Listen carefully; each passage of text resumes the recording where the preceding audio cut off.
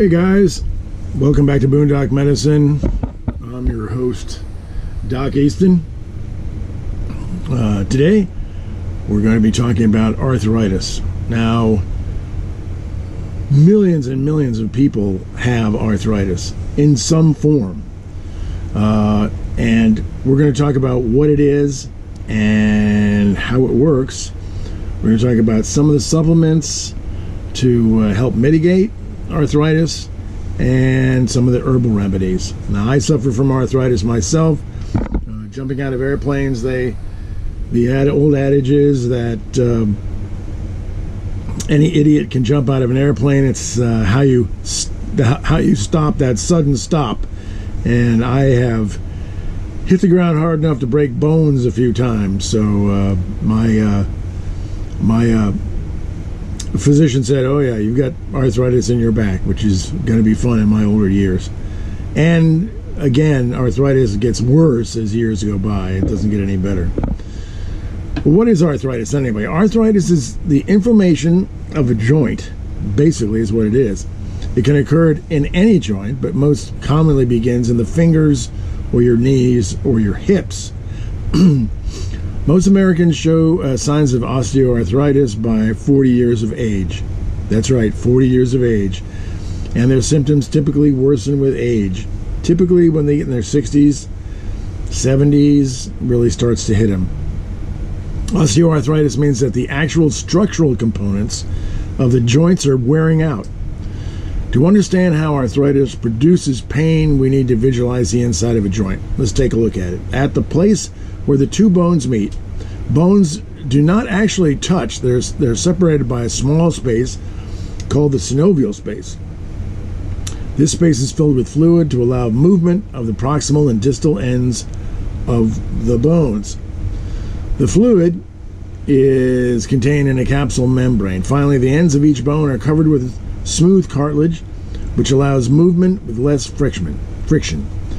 It is inflammation and eventual cartilage loss that causes the pain in the individual joint or joints.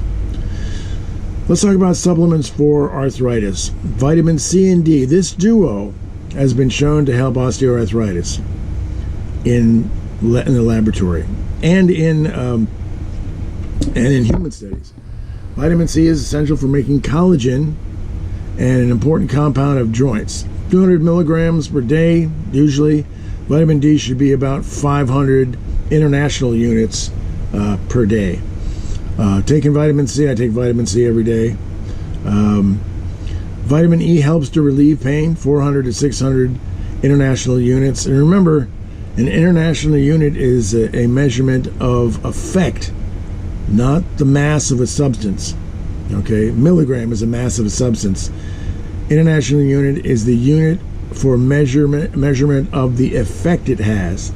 Okay, boron, mostly for rheumatoid arthritis. Those for folks with the fingers that go sideways. Rheumatoid arthritis, 3 milligrams per day for boron.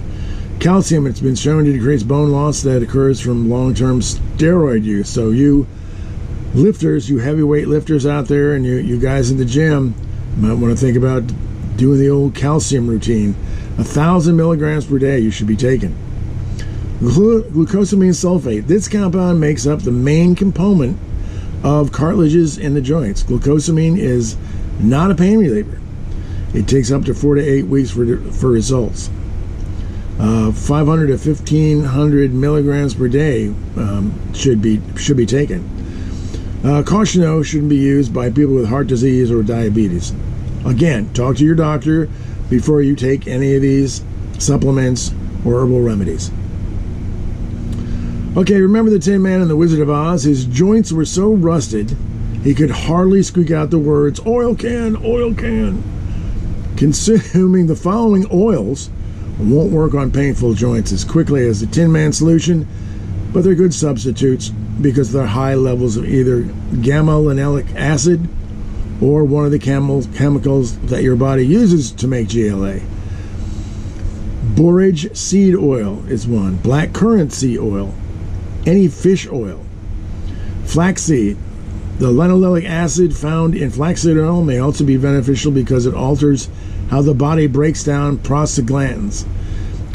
These are chemicals that are involved in inflammation. And flaxseed would be 2 tablespoons per day, which doesn't taste that bad. Nut oils, of course, safflower oils, and you can cook with these oils, as most of you know.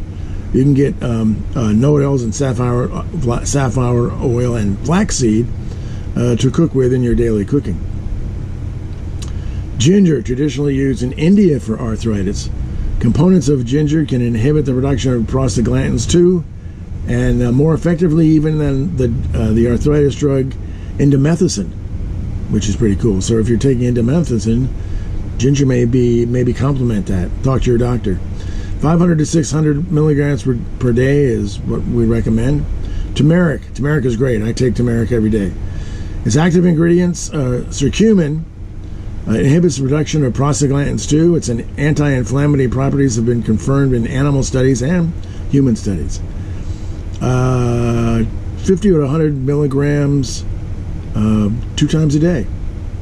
The yucca plant, many Native American tribes use the yucca plant for food. It's also been used for an arthritis remedy, and studies have confirmed its effectiveness. Human studies have shown that extract of yucca reduces pain, swelling, and stiffness associated with arthritis.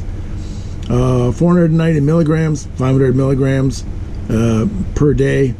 And here in the western United States, yucca is readily available in its natural form. You can find them in some people's yards even. Pineapple, fresh, not canned, contains bromelain, a compound with anti-inflammatory properties. 40 milligrams per day, or eat as much of the fruit as you like. Remember, though, you want to have something on your stomach. If you eat a lot of pineapple, it tends to be a little bit acidy on your stomach.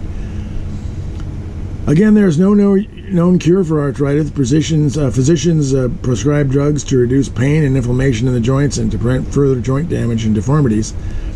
Be sure to check with your family provider before taking supplements or herbal remedies. If you like our information videos, please subscribe and ring that bell, and we'll see you next time on Boondock Medicine. Alpha Mike Foxtrot.